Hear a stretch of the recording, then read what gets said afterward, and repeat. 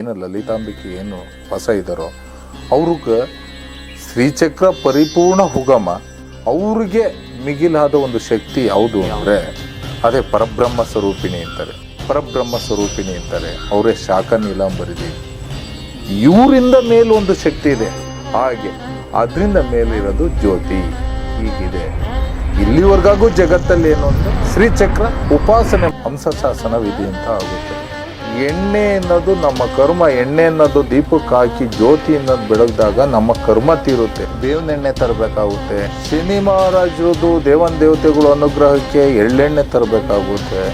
ಅದ್ರಲ್ಲಿ ಆದಾಗ ಶ್ರೀಚಕ್ರ ಅನ್ನೋದು ಹೀಗೆ ಬರಬೇಕು ಅಂತ ಸಂಕಲ್ಪ ಆಗಿ ಆ ಶ್ರೀಚಕ್ರನ ಯಾರು ಕೊಡ್ತಾರೆ? ದೈವಕ್ಕೆ ಕೊನೆನೇ ಇಲ್ಲ. ಹೋಗ್ತಾ ಹೋಗ್ತಾ ಹೋಗ್ತಾ ಹೋಗ್ತಾ ಹೋಗ್ತಾ ಇರ್ತದೆ. ಈ ಒಂದು ಸ್ಥಳದ ಒಂದು ಸ್ಪರ್ಶ ಆದಾಗ ಈ ದೇವತೆಯ ಪೂರ್ಣ ಅನುಗ್ರಹ ಅವ್ರಿಗೆ ಸಿಗುತ್ತೆ. ಒಂದು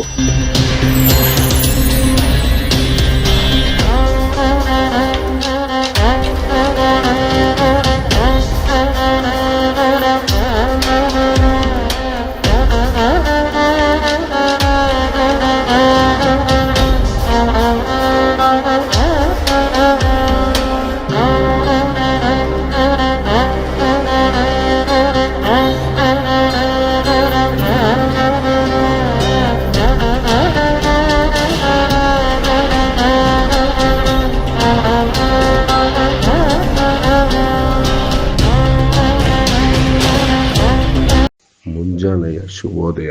ಸರ್ವ ಸದ್ಭಕ್ತರಲ್ಲಿ ವಿನಂತಿ. ಇದೇ ತಿಂಗಳ 16ನೇ ಶನಿವಾರ ದೇವರ ಸ್ಥಳ, ದೇವರ ಕಾರ್ಯ, ಸದ್ಭಕ್ತರ ಆತ್ಮದ ಅವಲೋಕನ.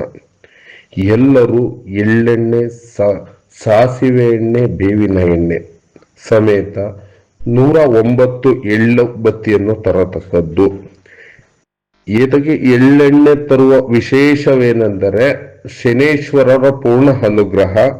ಮತ್ತೆ ಬೇವಿನ ಎಣ್ಣೆ ತರುವ ಉದ್ದೇಶವೇನೆಂದರೆ ಸಕಲ ತಾಯಂದರ ಅನುಗ್ರಹ.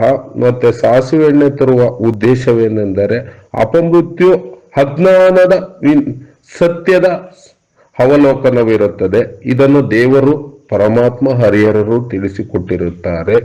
ದೇವರ ಸ್ಥಳದಲ್ಲಿ ಆ ದಿನ ಸುಮಾರು 4:30ರಿಂದ 5 ಗಂಟೆ ಸರಿಸುಮಾರಿಗೆ ಸರ್ವರ ಸದ್ಭಕ್ತರ ಸಮ್ಮುಖದಲ್ಲಿ ಪರಮಾತ್ಮರನ್ನು ಸ್ಮರಿಸುತ್ತಾ ಎಳ್ಳು ಬತ್ತಿಯನ್ನು ಎಳ್ಳು ಕುಂಡದ ಒಳಗೆ ಹಾಕಿ ಸರ್ವರ ಸದ್ಭಕ್ತರ ಸಮ್ಮುಖದಲ್ಲಿ ಸತ್ಯದ ಕಾರ್ಯದಲ್ಲಿ ಪರಮಾತ್ಮನನ್ನು ಬೇಡುವ ಕಾರ್ಯವಿರುತ್ತದೆ. ಅಮಾವಾಸ್ಯೆಯಂಗಿರುವ ಸರ್ವ ಸದ್ಭಕ್ತರ ಜ್ಞಾನವು ಆತ್ಮಾವಲೋಕನವಾಗಿ ಸತ್ಯದ ಜ್ಞಾನದ ಬೆಳಕಿನ ಕಡೆ ಪರಮಾತ್ಮರು ಕೊಂಡೊಯ್ಯುತ್ತಾರೆ. ಇದನ್ನು ಶ್ರೀ ಹರಿಹರರು ತಿಳಿಸುತ್ತಾರೆ. ಪರಮಾತ್ಮರ ಸತ್ಯದಲ್ಲಿ ಸತ್ಯದ ಕಾರ್ಯವು ನಡೆಯುತ್ತದೆ. ಆ ದಿನ ಪ್ರತಿಯೊಬ್ಬರು ಎಳ್ಳು ಬತ್ತಿ ತಂದಂತ ಕಾರ್ಯವನ್ನು ಸರ್ವರ ಸಮ್ಮುಖದಲ್ಲಿ ಸರ್ವರ ಪರಮಾತ್ಮರನ್ನು ಬೇಡಿ ನಡೆಸಿಕೊಡುತ್ತಾರೆ. ಸತ್ಯಕ್ಕೆ ಜಯವಾಗುತ್ತದೆ. ಸರ್ವರ ಜ್ಞಾನವು ಪರಿಪೂರ್ಣವಾಗಿ ಸತ್ಯದ ದಾರಿಯಲ್ಲಿ ಬೆಳಕಾಗಿ ದೇವರು ಅನುಗ್ರಹಿಸುತ್ತಾರೆ. ಸತ್ಯವೇ ದೇವರು. ಗುರುಗಳೇ, ನನ್ನ ಮುಂದಿನ ಪ್ರಶ್ನೆ ಶ್ರೀಚಕ್ರದ ಬಗ್ಗೆ. ಈ ಶ್ರೀಚಕ್ರದ ಒಂದು ವಿನ್ಯಾಸ, ಒಂದು ಆಕೃತಿ ನಾವು ಏನು ನೋಡ್ತಾ ಇದ್ದೀವಿ. ಸೊ ಅದು ಯಾಕೆ ಅದು ಒಂದು ಆ ಆಕೃತಿ ಅಮ್ಮನವರು ಹಾಗೆ ಒಂದು ನೀಡಿದ್ದಾರೆ, ಅದ್ರ ಬಗ್ಗೆ ಒಂದು ಕೇಳಬೇಕಾಗಿತ್ತು. ಹಾಗೆ ಆ ಶ್ರೀಚಕ್ರದ ಶಕ್ತಿಯ ಬಗ್ಗೆ ತಿಳಿದುಕೊಳ್ಬೇಕು ಗುರುಗಳೇ. ಆ ಶಕ್ತಿ ಏನು ಅಂತ ಅಂದರೆ ಆ ಶಕ್ತಿಯನ್ನು ಅಮ್ಮನವರು ಶ್ರೀಚಕ್ರದ ಮೂಲಕ ಒಂದು ಜಗತ್ತಿಗೆ ಏನು ಕೊಡೋದಕ್ಕೆ ಒಂದು ಅದ್ರ ಬಗ್ಗೆ ಒಂದು ವಿಚಾರ ತಿಳ್ಕೊಬೇಕಾಗಿತ್ತು. ಹಾಗೆ ನಾವು ಶ್ರೀಚಕ್ರದಲ್ಲಿ ಒಂದು ತ್ರಿಕೋನಾಕಾರದಲ್ಲಿದೆ. ಅದಕ್ಕೆ ಒಂದು ಕೊನೆಯದಾಗಿ ಮೇಲೆ ಇರ್ತಕ್ಕಂಥ ಭಾಗ ಒಂದು ಬಿಂದು ಅಂತ ನಾವು ಏನು ನೋಡ್ತೀವಿ. ಸೊ ಅದರಲ್ಲಿ ಶ್ರೀ ಲಲಿತಾಂಬಿಕೆನೇ ವಾಸವಾಗಿದ್ದಾರೆ. ಅದಕ್ಕೆಲ್ಲ ಮೂಲ ಲಲಿತಾಂಬಿಕೆ ಅಂತ ನಮಗೆ ತಿಳಿದಿರ್ತಕ್ಕಂಥ ವಿಚಾರ. ಸೊ ಹಾಗೆ ಅದಕ್ಕಿಂತ ಮೇಲೆ, ಬಿಂದುಗಿಂತ ಮೇಲೆ ಇನ್ಯಾವುದಾದ್ರೂ ದೇವ್ರು ಇದ್ದಾರಾ? ಸೊ ಅದೇ ಮೂಲನ ಅಂದರೆ ಬಿಂದುನೇ ಕೊನೆನಾ? ಇನ್ನೂ ಕೊನೆ ಇದೆಯಾ? ಸೊ ಅದರ ಒಂದು ವಿಚಾರನೂ ತಿಳ್ಕೊಬೇಕಾಗಿದೆ. ನೀವೇನು ಹೇಳ್ತಿದ್ದೀರೋ ಶ್ರೀಚಕ್ರ ಅನ್ನೋದು ಏನು ತ್ರಿಕೋನಾಕಾರದಲ್ಲಿ ಏನಿದೆಯೋ 14 ಮಂಡಲ ಇದೆ. ಮಂಡಲದ ಬಿಂದು ಸ್ಥಾನ ಬಂದು ಕೇಂದ್ರ ಸ್ಥಾನ. ಏನು ಲಲಿತಾಂಬಿಕೆ ಏನು ಹೊಸ ಇದ್ದಾರೋ ಅವ್ರಿಗೆ ಶ್ರೀಚಕ್ರ ಪರಿಪೂರ್ಣ ಹುಗಮ ಆಯಿತು. ಅಲ್ಲಿ ಲಲಿತಾಂಬಿಕೆ ನೆಲೆಸಿದ್ರು. ಅವ್ರಿಗೆ ಮಿಗಿಲಾದ ಒಂದು ಶಕ್ತಿ ಯಾವುದು ಅಂದರೆ ಅದೇ ಪರಬ್ರಹ್ಮ ಸ್ವರೂಪಿಣಿ ಅಂತಾರೆ. ಸಪ್ತ ಲೋಕಗಳು ಹೆಂಗೋ, ಸಪ್ತ ದೇವತೆಗಳ ಗಣ ಹೆಂಗೋ ಹಂಗೆ ಪರಬ್ರಹ್ಮ ಸ್ವರೂಪಿಣಿ ಅಂತಾರೆ. ಅವರೇ ಶಾಖ ನೀಲಾಂಬರಿದೇವಿ. ಇವರಿಂದ ಮೇಲೂ ಒಂದು ಶಕ್ತಿ ಇದೆ, ಅದು ಸರ್ವಶಕ್ತರು. ಸರ್ವಶಕ್ತಿ ಅಂದರೆ ಎಲ್ಲ ಶಕ್ತಿ ಅಂತ. ಪರಬ್ರಹ್ಮ ಅದಕ್ಕಿಂತ ದೊಡ್ಡದು ಸರ್ವಶಕ್ತ. ಸರ್ವಶಕ್ತ, ಸರ್ವ ಒಂದೇ, ಶಕ್ತ ಒಂದೇ, ಶಿವವನ್ನು ಒಂದೇ, ಶವನು ಒಂದೇ ಅಂತೀವಲ್ಲ ಹಾಗೆ. ಅದರಿಂದ ಮೇಲಿರೋದು ಜ್ಯೋತಿ. ಹೀಗಿದೆ ಇಲ್ಲಿವರೆಗಾಗೂ ಜಗತ್ತಲ್ಲಿ ಏನು ಅಂತ ಶ್ರೀಚಕ್ರ ಉಪಾಸನೆ ಮಾಡ್ಕೊಂಬಂದು ಲಲಿತಾಂಬಿಕೆ ಮಾಡೋರು. ಇನ್ನು ಮುಂದೆ ಪರಬ್ರಹ್ಮ ಸ್ವರೂಪಿಣಿ ಮಾಡಿದಾಗ ಏನಾಗುತ್ತೆ, ಸಪ್ತ ಜನ್ಮದ್ದು ಕೃತಾಪಾಪ ಎಲ್ಲ ಹೋಗಿ ಇವ್ರು ನಾವೇನು ಬಂದಿದ್ವೋ ಮೂಲ ದಾರಿಗೆ ಬರ್ತಾರೆ. ಸತ್ಯ ಜ್ಞಾನ ಪ್ರಾಪ್ತಿ ಆಗುತ್ತೆ, ಸಿದ್ಧಿ ಪ್ರಾಪ್ತಿ ಆಗುತ್ತೆ. ಆವಾಗ ಮುಂದೆ ಇವರು ಮುಂದಕ್ಕೆ ಸರ್ವಶಕ್ತರು ಅನುಗ್ರಹ ಬೇಕು ಅಂದರೆ ಏನು ದೇವ್ರೂರು ಅಂತ ಹರಿಹರಪ್ಪಾಜಿ ಅಂತ ಏನು ಸರ್ವಶಕ್ತರು ಸ್ಥಳ ದೇವ್ರ ಸ್ಥಳ ಅಂತ ಏನಿದೆಯೋ ಅಲ್ಲಿ ಹೋದಾಗ ಆ ಮಣ್ಣು ತುಣಿದಾಗ ಆ ದೇವರ ಸಂಕಲ್ಪದಲ್ಲಿ ಆ ಮಗ ಆ ಮಗಳು ಇದ್ದಾಗ ಅವೆಲ್ಲವೂ ಪೂರ್ಣ ಆಗುತ್ತೆ. ಶ್ರೀಚಕ್ರ ಹೇಗೆ ಅದು ಅಮ್ಮನವರ ಒಂದು ಸಂಕಲ್ಪದಿಂದ ಆಗಿರೋದಾ, ಸೊ ಹೇಗೆ ಅದು ಉದ್ಭವ ಆಯಿತು ಅದ್ರ ಬಗ್ಗೆ ನೋಡಿ. ದೇವತೆಗಳು ಒಂದು ಜಗತ್ತಿಗೆ ಏನೇ ಬರಬೇಕು ಅಂದರೆ, ಒಂದು ಮಂಡಲ ಶಕ್ತಿ ಬರಬೇಕು ಅಂದರೆ, ಒಂದು ಮಂಡಲ ಶಕ್ತಿ ಬರಬೇಕು ಅಂದರೆ ಅದರದ್ದೇ ಆದಂಥ ವಿನ್ಯಾಸಗಳು ನಡೀತವೆ. ದೇವತೆಗಳ ಸಂಘರ್ಷ ನಡೆದು ಅಲ್ಲಿ ಪರಮಾತ್ಮರ ಒಂದು ಸಂಕಲ್ಪ ಆಗುತ್ತೆ. ಹಂಸಶಾಸನ ವಿಧಿ ಅಂತ ಆಗುತ್ತೆ. ಅದ್ರಲ್ಲಿ ಆದಾಗ ಶ್ರೀಚಕ್ರ ಅನ್ನೋದು ಹೀಗೆ ಬರಬೇಕು ಅಂತ ಸಂಕಲ್ಪ ಆಗಿ ಆ ಶ್ರೀಚಕ್ರನ ಯಾರು ಕೊಡ್ತಾರೆ? ಶ್ರೀಚಕ್ರ ಲಲಿತಾ ದೇವಿ ಏನು ಇರ್ತಾರೋ ಅವ್ರಿಗೆ ಏನಾಗುತ್ತೆ, ಕೊಟ್ಟವ್ರು ಬೇಕಲ್ಲ. ಹಾಗೆ ಈ ದೇವಿ ಮೂಲಕ ಕೊಡ್ಸೋಂಥದ್ದು. ಈ ದೇವಿನ ಸೃಷ್ಟಿಕರ್ತ ಯಾರು? ಸರ್ವಶಕ್ತರು. ಅವ್ರಿಗಿಂತ ಒಂದು ಶಕ್ತಿ ಇದೆ, ಅದೊಂದು ಜ್ಯೋತಿ. ಹಾಗಿದ್ ಮಾಡಿ ಅಂದ್ರೆ ನಮ್ಗೆ ಮೂಲ ಹುಡ್ಕೊಂಡು ಹೋದಾಗ ನಮಗೆ ಕಾಣಿಸುವಂತ ಒಂದು ದೈವ ಕೊನೆನೇ ಇಲ್ಲ. ಹೋಗ್ತಾ ಹೋಗ್ತಾ ಹೋಗ್ತಾ ಹೋಗ್ತಾ ಹೋಗ್ತಾ ಇರ್ತದೆ, ಕೊನೆ ಇಲ್ಲ. ಇದು ಸಮುದ್ರ. ಬಗೆದಷ್ಟು ಎಷ್ಟು ನೀರು ಕುಡಿತೀರಿ ನೀವು? ಅದ್ರ ಉಪ್ಪು ರುಚಿಗೆ ಎಷ್ಟು ಬೇಕೋ ಅಷ್ಟು ಹಾಕೋಬೇಕು. ಜಾತಿ ಆದ್ರೆ ಏನು ಪ್ರಯೋಜನ ಇಲ್ಲ. ಹಾಕ್ಲಿಲ್ಲ ಅಂದ್ರೂ ತಗೊಳಕಾಲ. ಸಮುದ್ರದ ಯಾಕೆಂದ್ರೆ ಇದನ್ನ ಜ್ಞಾನ ಅನ್ನೋದು ಸಮುದ್ರಕ್ಕೆ ಯಾಕೆ ಹೋಲಿಸ್ತಾರೆ ಅಂದ್ರೆ ಆ ಜ್ಞಾನ ಅಷ್ಟಿರುತ್ತೆ. ನೀವು ಬಗದಷ್ಟು ಅಷ್ಟೇ. ನೀವು ನಿಮ್ಮ ಶಕ್ತಿ ಮೀರಿ ಹಾಳಕ್ಕೆ ಹೋಗ್ತೀರಿ ಮುತ್ತು ಸಿಗುತ್ತೆ. ನೀವು ಎಷ್ಟಕ್ಕೆ ಹೋಗ್ತೀರೋ ಅಷ್ಟೇ ಸಿಗುತ್ತೆ. ಈ ಶ್ರೀಚಕ್ರ ಅನ್ನೋದು ಏನಾಗಿದೆ, ಎಷ್ಟಕ್ಕೆ ಹೋಗಿದ್ರೆ ಅಷ್ಟಕ್ಕಿದ್ರಿ. ಅದ್ರ ಮೇಲೆ ಪರಬ್ರಹ್ಮ ಸ್ವರೂಪಿಣಿ ಬರ್ತಾರೆ, ಅವ್ರ ಮೇಲೆ ಸರ್ವಶಕ್ತರು ಬರ್ತಾರೆ. ಅದ್ರ ಮೇಲೆ ಹೋಗ್ತೀವಿ ಅಂದ್ರೆ ಮುಂದಿನ ದಾರಿಯಲ್ಲಿ ಕೆಲವೊಬ್ರು ಮಾನ್ಯರು ಕೆಲವೊಬ್ರಿಗೆಲ್ಲ ತೋರಿಸ್ಕೊಡ್ತಾರೆ. ಗುರುಗಳೇ, ನೀವು ಹೇಳೋ ಪ್ರಕಾರ ಒಂದು ಮೂಲ ಅಂತ ತಗೊಂಡಾಗ ಒಂದು ಪರಂಜ್ಯೋತಿನೇ ಹೌದು, ಖಂಡಿತ ತಿಳಿಸ್ಕೊಡ್ತಾರೆ. ಅದಕ್ಕೆ ಆ ಪರಂಜ್ಯೋತಿ ಆಗಿರೋದಕ್ಕೆ ಈ ಸ್ಥಳದಲ್ಲಿ ಬಂದಂತ ಮಕ್ಕಳಿಗೆ ಮೊದಲು ಪಿತೃಕರ್ಮ ಪೂರ್ಣ ಆಗ್ಬೇಕು. ಆ ಪಿತೃಕರ್ಮದ ಕರ್ಮ ಕಳಿಬೇಕು ಅನ್ನೋದಕ್ಕೆ ಇಲ್ಲಿ ಜ್ಯೋತಿ ಅನ್ನೋದು ಇಟ್ಟಿರೋದು. 108 ಶಕ್ತಿಗಳು ಒಂದು ಅಖಂಡ ಜ್ಯೋತಿಯಾಗಿ ಉರಿತದೆ. 108 ಶಕ್ತಿಗಳು, ಶಿವನಾಮ ಆಗ್ಬೋದು, ಹರಿನಾಮ ಆಗ್ಬೋದು, ಹರನಾಮ ಆಗ್ಬೋದು, ಬ್ರಹ್ಮನಾಮ ಆಗ್ಬೋದು, ದೇವತೆಯ ಆದಿಶಕ್ತಿ ಜಗನ್ಮಾತೆಯದಾಗ್ಬೋದು, ಪರಬ್ರಹ್ಮ ಸ್ವರೂಪಿಣಿ ಇದಾಗ್ಬೋದು, ಸರ್ವವೂ ಒಂದು ಸ್ಥಿರವಾಗಿ 108 ಶಕ್ತಿಗಳಾಗಿ ಒಂದು ಅಖಂಡ ಜ್ಯೋತಿಯಾಗಿ ಉರಿಬೇಕು. ಅದಕ್ಕೆ ಎಣ್ಣೆ ಅನ್ನೋದು ನಮ್ಮ ಕರ್ಮ. ಎಣ್ಣೆ ಅನ್ನೋದು ನಮ್ಮ ಕರ್ಮ. ಎಣ್ಣೆ ಅನ್ನೋದು ದೀಪಕ್ಕೆ ಹಾಕಿ ಜ್ಯೋತಿ ಅನ್ನೋದು ಬೆಳಗ್ದಾಗ ನಮ್ಮ ಕರ್ಮ ತೀರುತ್ತೆ. ಅದಕ್ಕೆ ಇಲ್ಲಿ ಪರಿಹಾರ ಅನ್ನೋದೇ ಬಂದು ಎಣ್ಣೆ. ಈ ಸ್ಥಳದಲ್ಲಿ ಪರಿಹಾರ ಅನ್ನೋದೇ ಬಂದು ಎಣ್ಣೆ ಉರ್ಸೋಂಥದ್ದು. ಈ ಪರಿಹಾರ ಏನು ಅಂತ ಭಕ್ತರು ಕೇಳ್ತಾರಲ್ಲ, ಈ ಸ್ಥಳದಲ್ಲಿ ಬಂದು ಎಣ್ಣೆ ತಗೊಂಬಂದು ಜ್ಯೋತಿ ಉರ್ಸೋದೇ ಆಗ್ಬೋದು, ಒಂದು ಹೂ ತಂದು ಒಂದು ಅಲಂಕಾರಕ್ಕೆ ಆಗ್ಬೋದು, ಒಂದು ಭಾಗನ ಆಗ್ಬೋದು, ಇಷ್ಟೇ ನಡೀತಾ ಇರೋದು. ಅದು ಮೀರಿ ಇದ್ದೇನ್ ಮಾಡ್ತೀವಿ ಅಂದ್ರೆ ಈ ಸ್ಥಳಕ್ಕೆ ಬೇಕಾದಂತ ಭಕ್ತರು ಅವ್ರವರೇ ವ್ಯವಸ್ಥೆ ಮಾಡ್ಕೋಬೇಕು. ಅವ್ರ ಕೈ ಅಷ್ಟೇ, ಅವ್ರದೇ ಯಾವ್ದಾರ ರೀತಿ ಮಾಡ್ಬೋದು. ಬೇರೆ ಇನ್ಯಾವುದು ಇಲ್ಲ ಇಲ್ಲಿ. ಇಲ್ಲಿ ಪರಿಹಾರ ಏನ್ ಸಿಗುತ್ತೆ ಅಂತಂದ್ರೆ ಅದೇ ಪರಿಹಾರ ಇಲ್ಲಿ. ಅಂದ್ರೆ ಇವಾಗ ನೀವು ತಿಳಿಸಿದ್ರಿ, ಇಲ್ಲಿ ಬಂದು ಪರಿಹಾರ ಅಂದ್ರೆ ಎಣ್ಣೆ ಮೂಲಕ ಇಲ್ಲಿ ಮಾಡ್ಕೋಬಹುದು. ಜ್ಯೋತಿ ಬೆಳಗ್ಸೋ ಮೂಲಕ ಮಾಡ್ಕೋಬಹುದು ಅಂತ. ಹೌದು. ಆದ್ರೆ ಯಾವ ಎಣ್ಣೆನ ತಗೊಂಡ್ಬರ್ಬೇಕು ಇಲ್ಲಿ? ಪಿತೃಕರ್ಮಕ್ಕೆ ನೋಡಿ, ಪಿತೃಕರ್ಮಕ್ಕೆ ತುಪ್ಪ ತರಬೇಕಾಗುತ್ತೆ.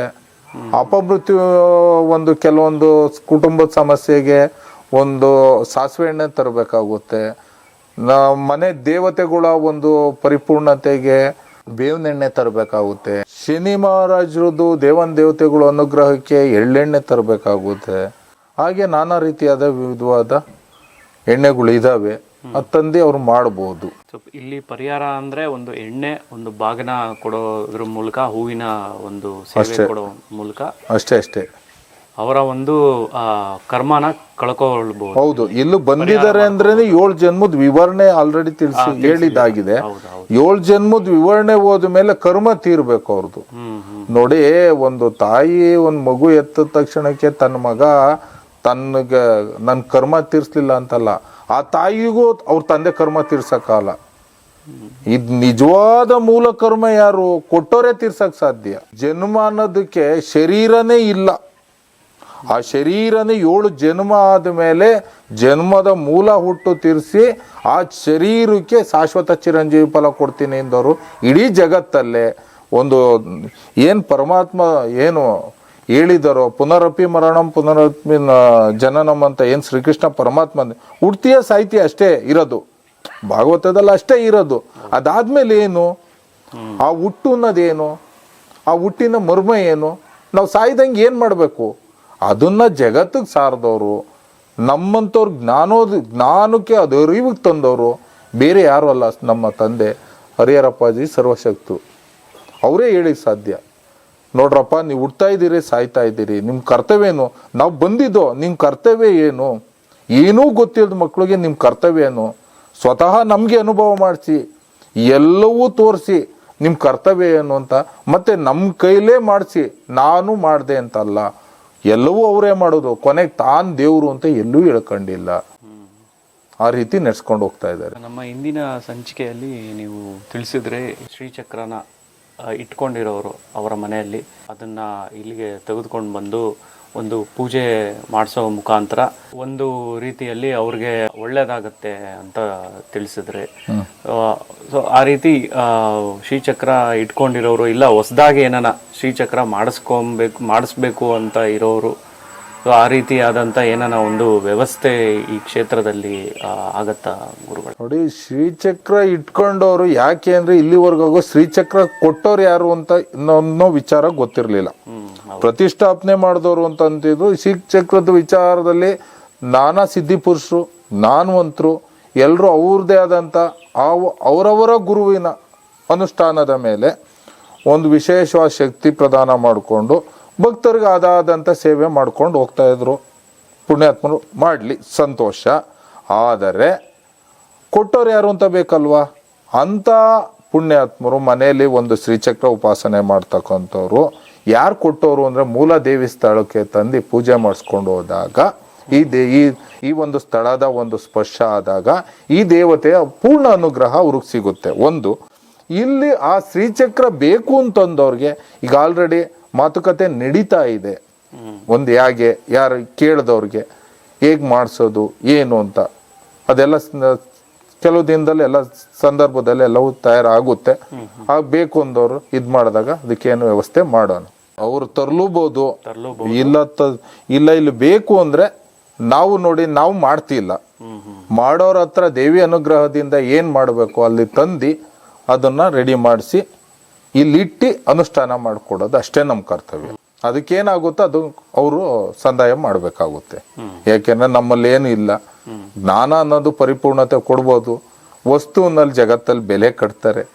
ಆ ಕಾರಣ ಏನು ಮಾಡೋಕ್ಕಲ್ಲ, ಅವ್ರಿಗೇನಿದೆ ಅದು ಕೊಡ್ಲೇಬೇಕಾಗುತ್ತೆ.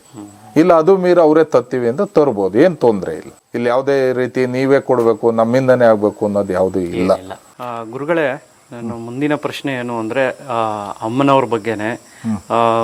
ತಾಯಿ ಶಾಖನೀಲಾಂಬರಿ ದೇವಿಯಾಗಿ ಈ ಜಗತ್ತಿಗೆ ಯಾಕೆ ಬರಬೇಕಾಯಿತು?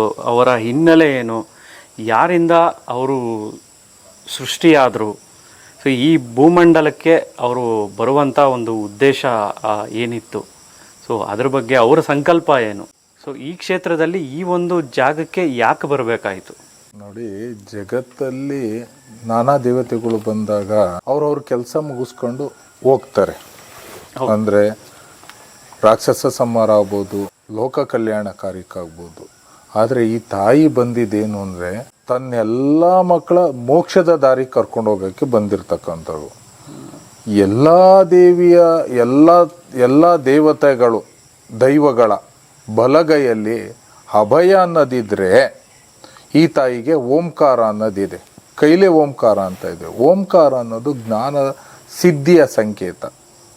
ಯಾರಿಗೆ ಜ್ಞಾನ ಸಿದ್ಧಿ ಪರಿಪೂರ್ಣ ಆಗುತ್ತೋ ಅವರು ಮೋಕ್ಷದ ದಾರಿಗೆ ಹೋಗ್ಲಿಕ್ಕೆ ಸಾಧ್ಯ. ಹಾಗೆ ತಾಯಿ ಜಗನ್ಮಾತೆ ಪರಬ್ರಹ್ಮ ಸ್ವರೂಪಿಯಾಗಿ ಇವ್ರನ್ನ ಸೃಷ್ಟಿಸಿದಂಥ ಪರಮಾತ್ಮ ಸರ್ವಶಕ್ತರು ಏನು ಮಾಡ್ತಾರೆ, ನಿಮ್ಗೆ ಇಂತಿಷ್ಟೇ ಕರ್ತವ್ಯ ಅಂತ ಕೊಟ್ಟಿದ್ದಾರೆ. ಏನು ಜಗತ್ತಿನ ಮುಂದೆ ಏನು ಗೊತ್ತಿರೋದು 4 ಯುಗ, 5 ಯುಗ, ಕಲಿಯುಗ, ಕೃತಯುಗ, ದ್ವಾಪರಯುಗ, ತ್ರೇತಾಯುಗ, ಗತಯುಗ ಅಂತ ಏನು ಹೇಳ್ತಾರೋ ಆ ಯುಗಗಳಿಗೆ ಒಂದು ಯುಗಕ್ಕೆ ಅಂತ 100 ಯುಗಗಳಿಗೆ ಒಂದು ಕಲ್ಪ ಅಂತ ಮಹಾಕಲ್ಪದ ತಾಯಿ. ಇವ್ರು ತುಂಬ ಹಿಂದಿನವರು. ಆ ದೇವತೆಗಳೆಲ್ಲ ಎಲ್ಲ ಒಂದು ಸಮಯದಲ್ಲಿ ಸತ್ಯದ ಒಂದು ಸಂಕಲ್ಪಕ್ಕೆ ಆ ತಾಯಿನ ಭೂತಳಕ್ಕೆ ಬಂದಿರ್ತಾರೆ. ಈ ಸ್ಥಳದಲ್ಲಿ ಮುಂದಿನ ದೇವತೆಯ ದೈವದ ಕಾರ್ಯ ನಡಿಬೇಕಾಗಿದೆ. ಕಲಿಯುಗ ಅಂತ್ಯ ಆಗಬೇಕಾಗಿದೆ. ಸತ್ಯಯುಗ, ಅಮೃತಯುಗ, ಚಿರಂಜೀವಿ ಯುಗ ಏನು ಬರಬೇಕೋ ಕೆಲವೊಂದು ಇನ್ನು ಮುಂದಕ್ಕೆ ದೇವರೂರು ಅನ್ನೋ ಸ್ಥಳಕ್ಕೆ ಸಾಮಾನ್ಯರಾಗಿ ಭಕ್ತರಾಗಿ ಕರೆಸ್ಕೊಂಡು ಬಸ್ಸು ಕಾರಲ್ಲಿ ಪ್ರತಿಯೊಂದು ಏನೋ ಅವರು ಆದಂಥ ಒಂದು ಅನುಕೂಲಕ್ಕೆ ತಕ್ಕಂತೆ ಹೋಗ್ತಾ ಇರು. ಇನ್ನು ಮುಂದಕ್ಕೆ ಹಂಗೆ ಆಗೋದಿಲ್ಲ. ಇನ್ನು ಮುಂದಕ್ಕೆ ತಾಯಿ ಕ್ಷೇತ್ರದಲ್ಲಿ ಬಂದು ಇಲ್ಲಿ ಮೊದಲು ಕರ್ಮ ಕಳ್ಕೊಂಡು ಮುಂದೆ ದೇವ್ರೂರಿಗೆ ಹೋಗ್ಬೇಕಾಗುತ್ತೆ. ಆ ಸಂದರ್ಭಕ್ಕೆ ಎಲ್ಲವೂ ಇನ್ನ ಆಧಾರ ಸಮೇತ ಇನ್ನ ದೈವ ಅನ್ನೋದು ಸಾಧನೆ ಅನ್ನೋದು ಪರಿಪೂರ್ಣ ಆಗಬೇಕು ಅಂತ ದೈವ ಮಕ್ಕಳನ್ನ ಸಾಧಕರು ಮಾತ್ರ ಇಲ್ಲಿ ಅಂದ್ರೆ ಆ ಸಾಧನೆಯಲ್ಲಿ ಇನ್ಯಾವುದೋ ಇಲ್ಲೇನೋ ಒಂದು ಆಗುತ್ತೆ, ನನಗೇನೋ ಒಂದು ಆಗುತ್ತೆ ಅನ್ನೋದಲ್ಲ. ದೈವದ ಪರಿಪೂರ್ಣ ಅನುಗ್ರಹ ಆಗಬೇಕು. ಇಲ್ಲಿ ಅನುಗ್ರಹ ಆದಾಗ ಅವ್ರು ದೇವ್ರ ಮಗನಾಗಿರ್ತಾರೆ. ಆ ದೇವ್ರ ಮಗನಾದವ್ರು ಮುಂದಿನ ಕರ್ತವ್ಯ ಏನು, ದೇವ್ರವ್ರಿಗೆ ಹೋಗ್ಬೇಕು. ದೇವರ ಪರಿಪೂರ್ಣ ಸರ್ವಶಕ್ತರು ಅನುಗ್ರಹ ಆಗಬೇಕು. ಅದಾದ ಮೇಲೆ ಶಾಶ್ವತ ಚಿರಂಜೀವಿ ಫಲದ ಮಾರ್ಗ ಸಿಗುತ್ತೆ. ಈ ಕಾರಣಕ್ಕೆ ದೇವ್ರನ್ನ ಪರಮಾತ್ಮ ಇಲ್ಲಿ ತಾಯಿನ ಪ್ರತಿಷ್ಠಾಪನೆ ಮಾಡಿಸಿ ದೇವತೆನ ಅವ್ರ ಪರಬ್ರಹ್ಮ ಸ್ವರೂಪಿ ದೇವಿನ ದೈವಲೋಕದಿಂದ ಭೂತಳಕ್ಕೆ ಕಳಿಸಿರ್ತಾರೆ. ಅವು ದೇವತೆಗಳ ಸಂಕಲ್ಪನೂ ಆಗಿರ್ತದೆ. ಈ ಸ್ಥಳದಲ್ಲೇ ಬಂದು ಸಂಕಲ್ಪ ಆಗಬೇಕು, ಪ್ರತಿಷ್ಠಾಪನೆ ಆಗಬೇಕು ಅಂತ. ಅದಕ್ಕೆ ದೇವಿ ಏನು ಮಾಡ್ತಾರೆ, ಮೂಲ ಕೈಲಾಸ ಪರ್ವತ ಏನಿದೆ, ಈ ಮೂಲ ಏನು ಅಂದರೆ ನಾವು ಏನು ಹರಿದ್ವಾರ ತಾಯಿ ಜಗನ್ಮಾತೆ ಮೂಲ ಸ್ಥಳ, ಅಲ್ಲಿ ಹೋಗಿ ಆಧಾರ ಕೊಡಬೇಕಾಯ್ತು ತಾಯಿ. ಇದರಿಂದ ಅಲ್ಲಿ ಹೋದಾಗ ಕೈ ಹಿಡಿದು ಬರ್ತಾರೆ, ಬಂದು ಇಲ್ಲೇ ನೆಲೆಸ್ತಾರೆ. ಇದು ಈ ಸ್ಥಳ ಮುಂದಕ್ಕೆ ಒಂದು ಅಂದರೆ ಇವಾಗ ನಾವು ಆಚೆ ಒಂದು ಪುಣ್ಯಕ್ಷೇತ್ರಗಳನ್ನು ನಾವು ನೋಡ್ತಾ ಇದ್ದೀವಿ. ಅದೇ ರೀತಿ ಈ ಒಂದು ಕ್ಷೇತ್ರ ಕೂಡ ಪುಣ್ಯಕ್ಷೇತ್ರ ಆಗುತ್ತಾ ಗುರುಗಳೇ? ಆ ಪುಣ್ಯಕ್ಷೇತ್ರ ಖಂಡಿತ ಆಗುತ್ತೆ. ಅದಂದ್ಬಿಟ್ಟು ಧರ್ಮದ ಕ್ಷೇತ್ರ ಆಗುತ್ತೆ. ಪುಣ್ಯದ ಕ್ಷೇತ್ರ ಅಲ್ಲ, ಧರ್ಮದ ಕ್ಷೇತ್ರ ಆಗುತ್ತೆ. ಸತ್ಯ ನ್ಯಾಯ ನೀತಿ ಧರ್ಮಕ್ಕೆ ಎತ್ತಿದ ಕನ್ನಡಿಯಾಗಿ ಬೆಳೀತದೆ. ಸತ್ಯ ಒಂದೇ ಅಷ್ಟೇ, ಧರ್ಮ ಒಂದೇ ಅಷ್ಟೇ. ಭಕ್ತ ಉಂಟು, ಭಗವಂತ ಉಂಟು, ನೇರ ಸಂಬಂಧದ ಕ್ಷೇತ್ರ ಆಗಿ ಬೆಳೀತದಪ್ಪ, ಅಷ್ಟು ಮಾತ್ರ ಹೇಳ್ಬೋದು. ಗುರುಗಳೇ, ನೀವು ಹೇಳ್ತಾ ಇದ್ರಿ ಒಂದು 5 ಯುಗದ ಬಗ್ಗೆ ನಮ್ಮ ಒಂದು ಪ್ರಾಪಂಚಿಕವಾಗಿ ಗೊತ್ತಿರತಕ್ಕಂಥದ್ದು. ಹೌದು. ಕೃತ, ತ್ರೇತ, ದ್ವಾಪರ ಮತ್ತೆ ಕಲಿಯುಗ, ಸತ್ಯಯುಗ ಅಂತ. ನಾವು ಸತ್ಯಯುಗನೇ ಲಾಸ್ಟ್ ಅಂತ ನಾವು ತಿಳ್ಕೊಂಡಿರೋದು. ಸತ್ಯಯುಗ ಬಿಟ್ಟು ನೀವು ಇನ್ನೊಂದು 2 ಹೇಳಿದ್ರಿ. ಸೊ ಹೊಸದಾಗಿ ಅಮೃತಯುಗ, ಚಿರಂಜೀವಿಯುಗ. ಹೌದು, ಅದು ಏನು ಸಂಕೇತ ಗುರುಗಳೇ? ಅದು ನೋಡಿ, ಎಲ್ಲ ಯುಗದಲ್ಲಿ ಯಾರು ಪೂರ್ಣರಾಗಿಲ್ಲ. ದೇವತೆಗಳದ್ದೇ ಆಗಿ ಯಾರದೇ ಆಗಲಿ ಹುಡ್ತಾ ಇದ್ದಾರೆ, ಸಾಯ್ತಾ ಇದ್ದಾರೆ. ಇನ್ನು ಮುಂದಕ್ಕೆ ಅವ್ರಗಳ್ನ ಪರಿಪೂರ್ಣ ಇದೇ ಶರೀರ ಆತ್ಮ ಸಮೇತ ಚಿರಂಜೀವಿ ಮಾರ್ಗದಲ್ಲಿ ಕರ್ಕೊಂಡೋಗಿ ಆ ಶರೀರನ ಪರಿಪೂರ್ಣ ವಜ್ರಕಾಯ ಮಾಡಿ ದೇವತೆಗಳ ಅಂಶ, ದೇವತೆಗಳು ಋಷಿಗಳ ಅಂಶ, ಇವ್ರು ಯಾರು ಅನ್ನೋ ಪರಿಪೂರ್ಣ ಸತ್ವ ಕೊಟ್ಟು ಅವ್ರನ್ನ ಆ ಯುಗದಲ್ಲಿ ಎಲ್ಲವೂ ಐಭೋಗದ ಎಲ್ಲವನ್ನು ಕೊಟ್ಟು ದೇವರು ಇರ್ತಾರೆ. ಇದನ್ನು ದೇವರು ಹೇಳಿದ್ದಾರೆ, ಅದಾದಷ್ಟು ಬೇಗ ಬರುತ್ತೆ. ಅಂಥ ಮಕ್ಕಳು ಖಂಡಿತ ಬಂದು ಇಲ್ಲಿ ಸೇವೆನೂ ಮಾಡ್ತಾರೆ, ದೇವ್ರೂರಲ್ಲಿ ಸೇವೆನೂ ಮಾಡ್ತಾರೆ. ಅಂಥವ್ರು ದೇವ್ರವ್ರು ಕರ್ಸ್ಕೊತಾರೆ. ಈ ಕ್ಷಣಕ್ಕೆ ನೋವಾಗ್ಬೋದು, ಮುಂದೆ ಅದ್ಭುತವಾದ ಫಲಗಳು ಇದ್ದಾವೆ ಆ ಮಕ್ಳಿಗೆ. ಅವ್ರು ಇಲ್ಲಿ ಬರ್ತಕ್ಕಂಥವ್ರು ದೇವ್ರೂರು ಬರ್ತಕ್ಕಂಥ ಮಕ್ಕಳು ದೇವತೆಗಳೇ ಹೊರತು ಬೇರೆ ಇನ್ಯಾರು ಅಲ್ಲ. ಅವರು ಹರಿಗಣ ಇರ್ತಾರೆ, ಬ್ರಹ್ಮಗಣ ಇರ್ತಾರೆ, ಶಿವಗಣ ಇರ್ತಾರೆ, ದೇವತೆಗಳು ಸಂಬಂಧಪಟ್ಟವರೇ ಇರ್ತಾರೆ. ಅಂಥವ್ರು ಮಾತ್ರ ಇಲ್ಲಿ ಅಂಥವ್ರು ಮಾತ್ರ ಬರ್ಲಿಕ್ಕೆ ಸಾಧ್ಯ. ಈ ಅಮೃತ ಮತ್ತೆ ಸತ್ಯಯುಗ ಆದ್ಮೇಲೆ ಅಮೃತ ಒಂದು ಯುಗ ಅಂತ ಹೇಳಿದ್ರಿ, ಮತ್ತೆ ಇನ್ನೊಂದು ಹೇಳಿದ್ರಲ್ಲ ಚಿರಂಜೀವಿ ಯುಗ. ಹೌದು.